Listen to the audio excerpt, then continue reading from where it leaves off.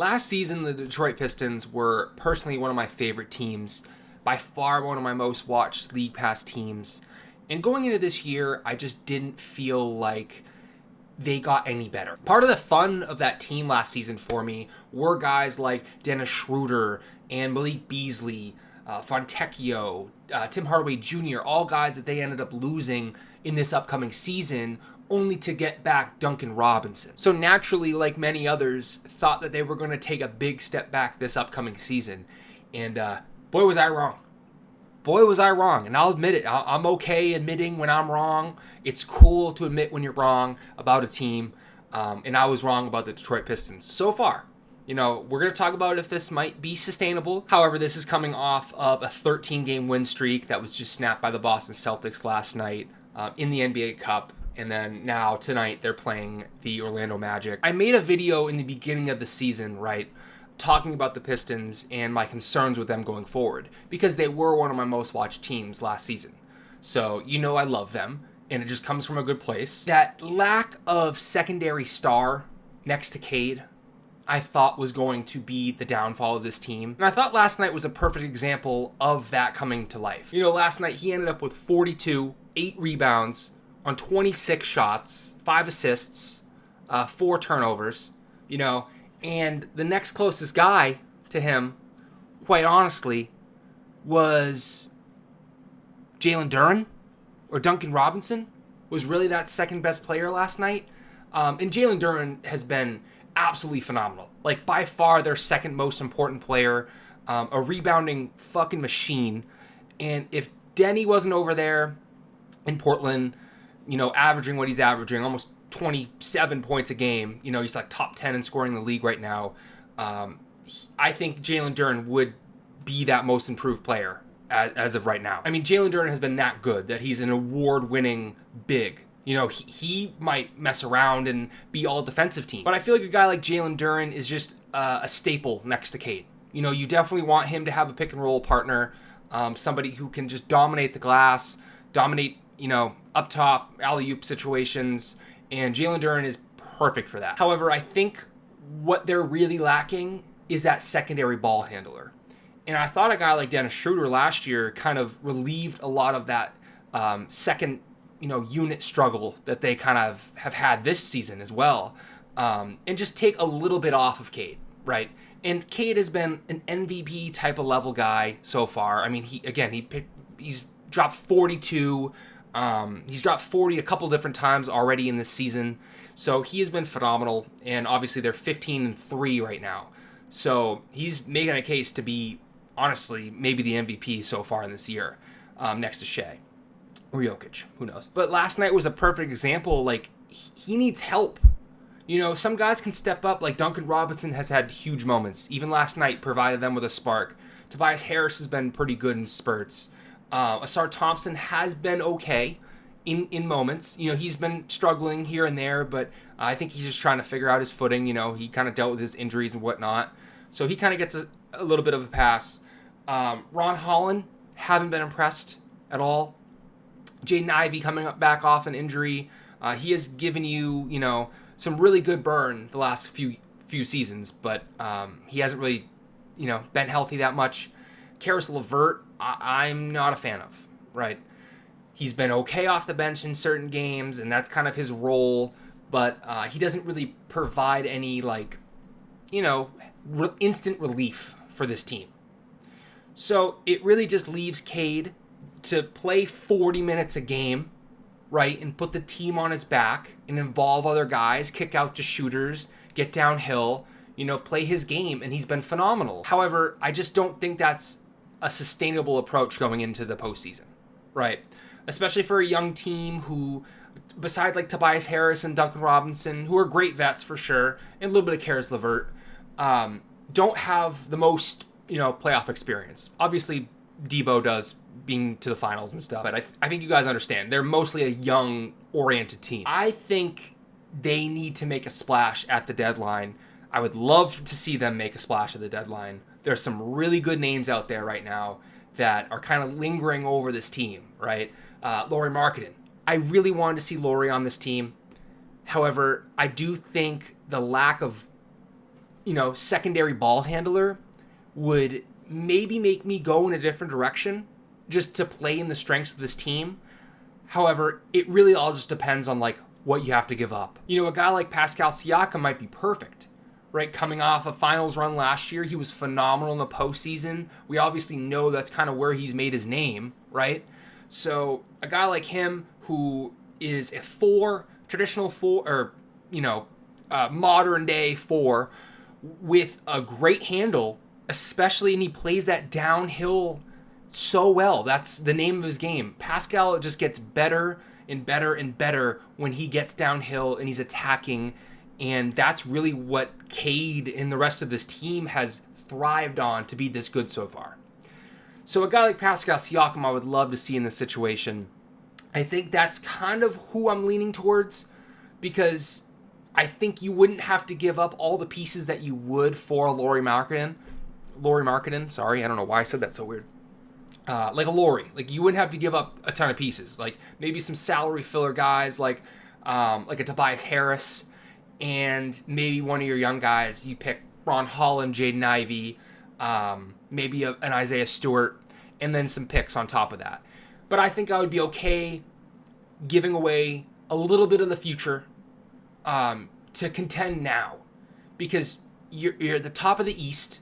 The East is anybody's game right now. You're seeing the Raptors, the Heat, teams that we thought that were going to be at the top of the East this far, like the Cavs and the Knicks, are just struggling a little bit to find their footing. Now, I think they're both going to be okay, and I think playoffs come around, it's a totally different story. However, I think you can't just like predict what's going to happen down the line. I think if you have an opportunity, you just go after it, and you don't think too much about it. But I think some of your young guys, like I think Jalen Duren and Cade Cunningham are staples, Asar Thompson, staples on this team. And I think if I was a Detroit Pistons fan, I would be okay giving up, anybody else, obviously not in one package, but, giving up some of the other guys to recoup another guy who can help you win going forward, right? A guy like Pascal Siakam has just like continued to get better as he ages, which is so weird. I thought his game would, kind of plateau, but he's still just as fast and athletic. He's smarter. He gets to the line. I just think a guy like that fits in this situation so well. Some other guys that they've been throwing around, like Jaren Jackson Jr., I mean, a double big lineup of him and Jalen Duren, like space-wise, would be phenomenal. Again, I just think that lack of, ball handler is very apparent. And some stats to back this team up, they're third in free throw attempts this year so far.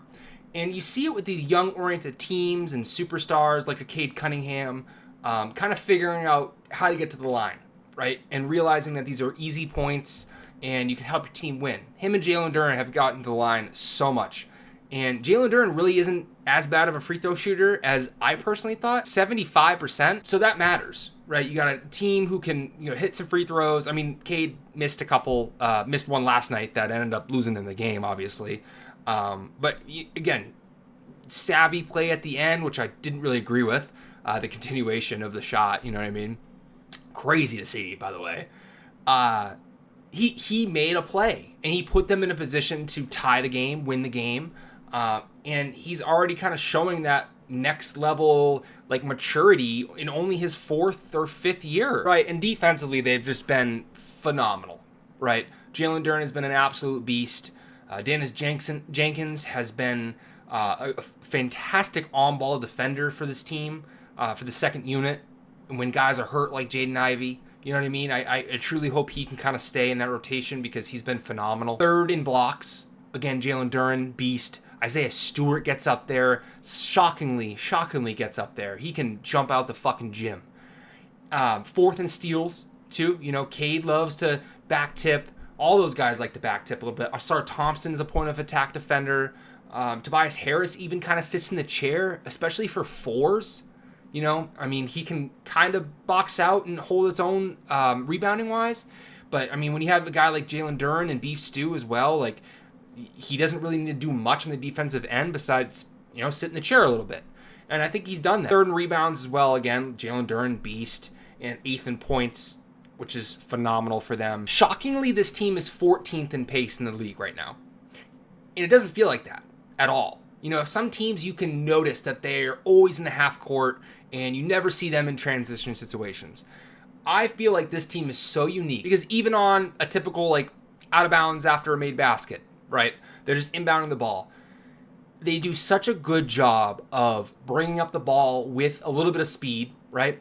And they get into their sets so early and so far away from the basket where they have that momentum to already be downhill in a non-transition situation. So this is a perfect example of what I was just talking about, right? Made basket, they're playing the Bucks. This was the other night. Typical made basket, you know, full court pressuring with Andre Jackson. And you see Cade just walking the ball up court. And he sets, Jalen Duren already sets an off-ball screen right here, on-ball screen, whatever, on that full court pressure. And you see, I don't know who that is. Is that Jaden Ivey? Jaden Ivey on the three-point line already. Back turned to the hoop at the three-point line right here, right? And then he's got two different options here. He's got Jalen Duren potentially, you know, popping, which isn't really a threat, but then you can get into another action. Or you got Cade coming right off the wraparound, right? He can wrap right around you. And Andre Jackson is not in a position where he can really keep up with Cade Cunningham right now because he's got to worry about Ryan Rollins right here getting out of his way or, you know, pushing him off and switching that. Or you see Miles Turner here who can drop, and then Jalen Duren will be open, right? And see how this, look at that. Look at how beautiful that is. Gives it right back to Jalen Duren, and just for that split second, that one pass makes Miles Turner commit to Jalen Duren, which I don't really know why, because he's not really a threat out there. And you see Ryan Rollins loses all position he had to switch, because Cade Cunningham is sneaking right by there with a full head of steam. Right? Easy basket. AJ Green's not contesting that. Easy dunk. So it's plays like that that aren't a traditional like transition play. You know, they don't have any numbers. They're the ones creating the numbers with their offense, with their backdoor screens. I think they do a phenomenal job getting their shooters open too, especially last night with Duncan Robinson. You know, just in drive and kick scenarios, they set a lot of back screens in that same action that we just saw. Right? There's so many different caveats you can go down in that exact set where you get guys out of position because they see a play like that. And obviously, Cade Cunningham is going to be that main threat. Then if somebody pops open for three, like a Tobias Harris or a Debo or an Isaiah Stewart, you know, those are guys that you don't want to leave open. So I think that's really just what is making this team so phenomenal right now. You know, they're playing so together defensively. And I mean, that is a perfect example of playing together offensively as well. You know, unselfish. Making the extra pass, making a simple pass to move the defense into a scenario that will lead to an easy bucket. You know, that's what basketball's all about, man. They're playing the right way. I've been loving the Detroit Pistons. But yeah, Pistons fans, let me know how y'all are feeling. And yeah, catch you in the next one. Peace.